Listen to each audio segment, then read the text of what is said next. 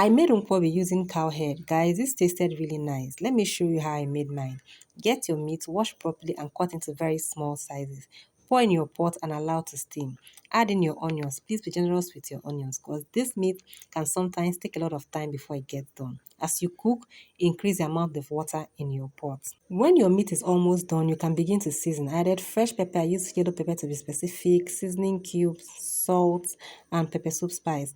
Allow this to cook properly until your meat is done. Once the meat is almost done, do not add any more water because you're going to cook this until the meat absorbs almost all the water. Look at what is just remaining. I'm going to use this little meat stock that is remaining. So I scoop my meat and set it aside. Then I'm going to add my oba to this little meat stock here. This is a game changer. It is going to help your oba taste very nice and have a beautiful taste. So I added a little more water to allow it to cook properly.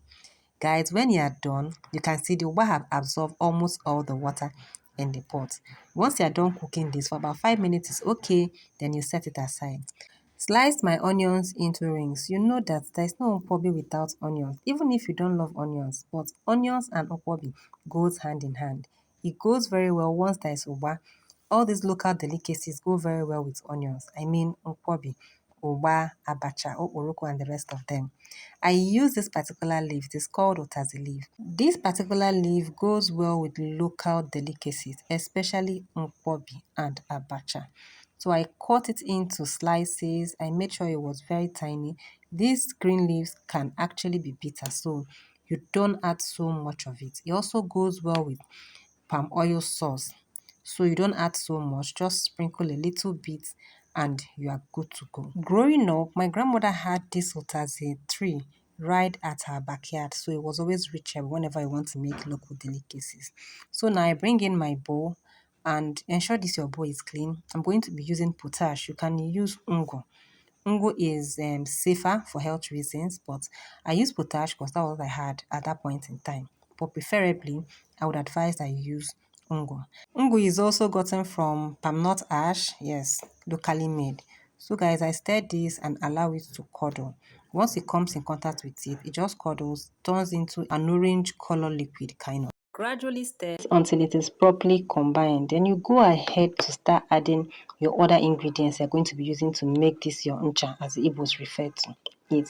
Add in your salt. I added my pepper soup spice.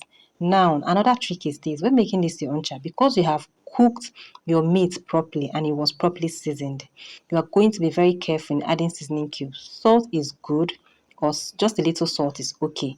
You add in your crayfish and add in your dry pepper just to make up for the pepper in the meat if you feel it's not enough or you want it extra spicy. Stir it together, ensure it's properly combined. You can as well go ahead to add in your onions, your uba, combine this properly, give it a quick taste. Ensure that everything is in order. You can see 1 cube of seasoning cube. I just took out very little because my meat is properly seasoned. I added this, combined it because we don't want one side tasting one kind. Then I poured in my meat.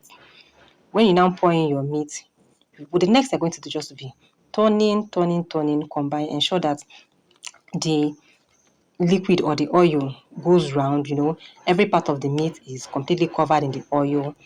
And then there's nothing else to do. Combine, add your uba or your oil bean, add your onions, and guys, food is ready. This particular delicacy, if you know how much people pay for it in sports like joints, well, cowhead is expensive, meat is expensive. If you are Igbo or you live in the East and you never had this Nkwobi before, please, either you watch this video to the end and go and buy your own meat and make it, or you can go to any local joints. You can make inquiries, find out where they make correct ones. Pay good sum of money and have this. This is delicious. Food is ready. Just dish out the food. This is a whole meal because you can't eat all these meats with all the rishi, the uba, the everything in it, and you're still looking for food. Then that means you're a foodie. So once you just serve, garnish with more onions, garnish with some otazi leaves, and guys, food is ready. This is called food for the odogwus. So guys, I hope you enjoyed my vlog. Please ensure to subscribe. Hit the subscribe button. like my video, give me a thumbs up, ask your questions. I'll be glad to answer your questions in the comments section. So, guys, thank you for watching. Thank you for having you. And I expect to see you in my next vlog. So, guys, food is ready.